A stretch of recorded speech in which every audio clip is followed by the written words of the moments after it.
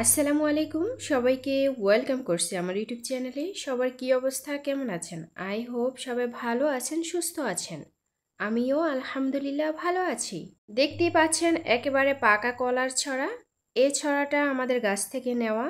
আমি 3 দিন আগেই এই ছড়াটা পেরেছিলাম, আর 3 দিন ঘরে রাখার পরে একেবারে পেকে টুকটুকে হয়ে গেছে। আর আজকে আমি এখান থেকেই মূলত কিছু কলা নিব সকালের নাস্তার জন্য। আজকে তেমন কোনো আয়োজন করব না, আজকে কলা দিয়েই নাস্তা করব। কলার ছড়াটা যেহেতু সাইজে একটু বড়, যার কারণে খুব তাড়াতাড়ি কলাগুলো খেতে হবে, না হয় কিন্তু কলাগুলো কালো হয়ে যাবে, আর কালো হলে কিন্তু খেতে ভালো লাগে না। আমরা যেহেতু মানুষ মাত্র 3 জন, আমাদের ঘরে কিন্তু সব সময় সচরাচর কলা থাকে, যার কারণে কলাটা তেমন খাওয়া যায় না। আর এই ছড়াটা যেহেতু একেবারে পেকে টুকটুকে হয়ে আছে, এটা কিন্তু খুব তাড়াতাড়ি খেতে হবে, আর কালো হয়ে গেলে তখন আর ভালো লাগবে না। সবার ক্ষেত্রেই একটা জিনিস লক্ষ্য করবেন, আপনার বাড়িতে যখন যেটা থাকে সেটা আপনার খেতে ইচ্ছে করে না, আর যখন না থাকে তখন কিন্তু খাওয়ার খুবই ইচ্ছা থাকে। তো আমার ক্ষেত্রে কিন্তু ঠিক এরকমই। তো এখানে আমি অনেকগুলো কলা নিয়েছি, সেই সাথে নিয়েছি বিস্কিট, আর বিস্কিট দিয়ে কলা খেতে বেশ ভালো লাগে। কলা জিনিসটা আসলে আপনি এমনিতেই খেতে পারেন, বা বিস্কিট দিয়ে খান বা রুটি দিয়ে খান, যেটা দিয়ে খান খেতে কিন্তু ভীষণ ভালো লাগে। তো আজকে আমি আমার ঘরে যেটা ছিল সেটাই আমি নিয়েছি, আর এটা খেতে একটু ঝাল ঝাল লাগে, খেতেও ভালো লাগে বিস্কিটটা। এগুলো হচ্ছে বরবটি, ক্ষেত থেকে তুলে এনেছিলাম কিছুদিন আগে, কিন্তু অনেকটি ভিডিওতে আমি শেয়ার করেছি। এখন সয়াবিন গাছ কিন্তু কাটা হয়ে গেছে, যার কারণে কাঁচা পাকা একত্রে মিলে তুলে আনা।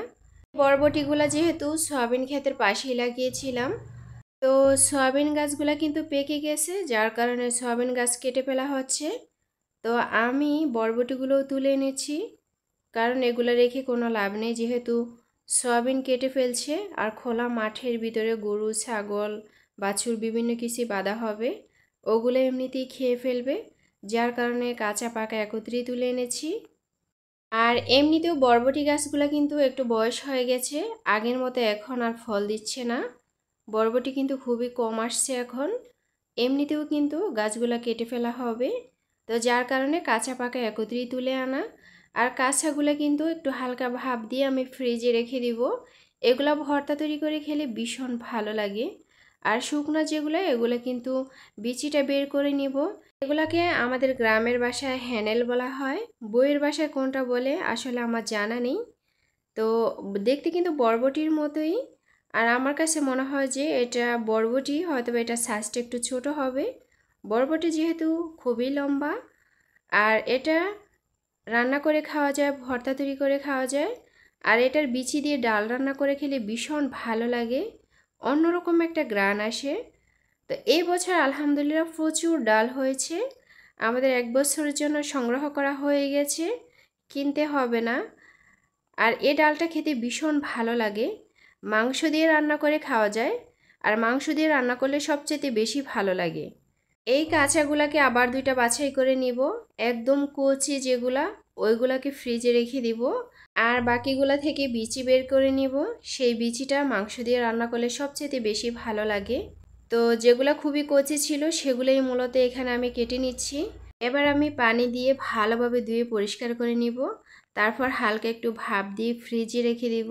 তো প্রতিদিনের মতো আবারও বলছি, আমার গ্রামীণ ভিডিও যদি কারো ভালো লেগে থাকে তাহলে অবশ্যই সাবস্ক্রাইব করে আমার পাশে থাকতে পারেন, আর একটা লাইক দিয়ে ভিডিওটা দেখা শুরু করবেন। আসলে ভিডিও যখন আপনারা দেখবেন, দেখতে দেখতেই কিন্তু ভালো লাগবে। হঠাৎ করে একটা ভিডিও দেখলে তখন আর কিন্তু ভালো লাগে না, আসলে দেখতে দেখতেই ভালো লাগে।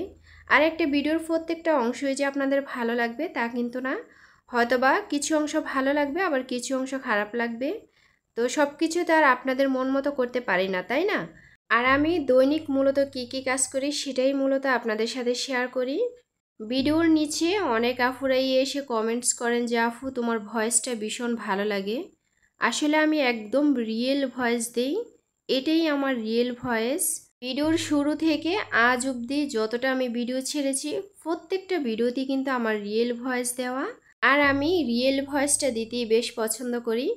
আমার যেহেতু ঠান্ডার একটু সমস্যা ছিল, এখনও কিন্তু আমার গলাটা ঠিক হয়নি, এখনও কিন্তু গলাটা একটু ভাঙা ভাঙা, আমার কণ্ঠ যারা প্রতিদিন শোনেন তারা কিন্তু নিশ্চয়ই বুঝতে পারবেন। আমার ভিডিওগুলো যেরকম রিয়েল, আমি আমার ভয়েসটাও রিয়েল দিতে পছন্দ করি।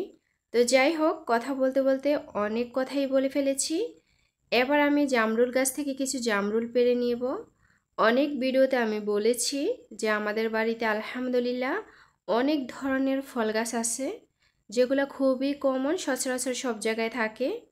আসলে গ্রামের বাড়ি বলে যে সব কিছু থাকবে না তা কিন্তু না।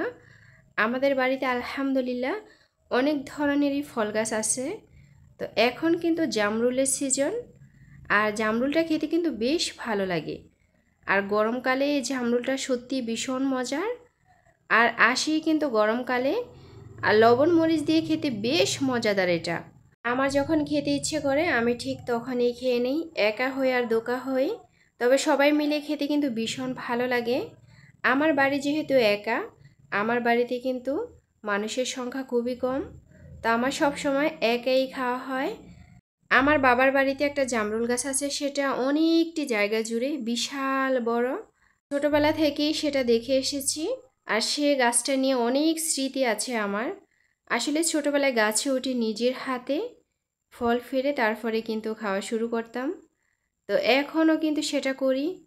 আর শ্বশুরবাড়িতে এসে এখন কিন্তু একটু কমই করি, আগের মতো আর ওরকম করি না। আসলে বাবার বাড়িতেও আলহামদুলিল্লাহ অনেক ধরনের ফল গাছ আছে, শ্বশুর বাড়িতেও আছে। তা আমি এই দিক থেকে কিন্তু ভীষণ হ্যাপি। এগুলো হচ্ছে লতি, একদম দেশি লতি, ক্ষেত থেকে তুলে এনেছিলাম। আসলে এই জংলা লতিগুলো খেতে কিন্তু ভীষণ ভালো লাগে। এগুলোকে আমাদের এখানে জংলা লতি বলা হয়। এই কচু গাছগুলা আনাচে কানাচে এখানে সেখানে এমনিতেই হয়ে থাকে, রোপণ করতে হয় না, যার কারণে জংলাই কচু বলা হয়। তবে এই কচুগুলা খেতে ভীষণ ভালো লাগে, আর লতি খেতে তো অসাধারণ। তো আমার ঘরে যখন কিছু না থাকে তখন আমি ক্ষেত থেকে কিছু লতি অথবা কিছু কচু অথবা কিছু শাক এভাবেই এনে একটা রেসিপি তৈরি করে নিই। তো আজকে কিছু লতি এনেছিলাম, আর এই লতিগুলা এবছরের প্রথম লতি। তো খেতে কিন্তু ভীষণ মজা লেগেছিল যখন খেয়েছিলাম। তো এখানে আমি গুঁড়া চিংড়ি দিয়ে রান্না করব। আর চিংড়ি মাছ দিয়ে লতি রান্না করলে তো বেশ মজা লাগে, অনেকে জানেন। আসলে লতি রান্নাটা সবচেয়ে বেশি মজা হচ্ছে চিংড়ি অথবা ইলিশ, সেই সাথে শুটকি। তো আজকে আমি চিংড়ি মাছ দিয়ে রান্না করব। আর এরকম দেশি লতি খেতে কার ভালো না লাগে বলেন? আমার তো ভীষণ ভালো লাগে। যদিও আমি গ্রামে থাকি, আমার সচরাচর সব সময়ই খাওয়া হয়, তারপরও যত খাই আরও খেতে ইচ্ছে করে। আসলে এই লতিগুলার স্বাদটাই কিন্তু অন্যরকম। চাষ করা লতির চাইতে এই লতিটাই কিন্তু সবচাইতে বেস্ট আমি মনে করি, কারণ ওই লতিগুলোও খেয়ে দেখেছি, তবে ওটার চাইতে এটার স্বাদই সবচাইতে বেশি। লতি অথবা কচু রান্নাতে আমি সব সময় লেবুর রস দেই। তো আজকের মতো এখান থেকে বিদায় নিতেছি। সবাই ভালো থাকবেন, দেখা হবে পরে কোনো ভিডিওতে। আসসালামু আলাইকুম, আল্লাহ হাফিজ।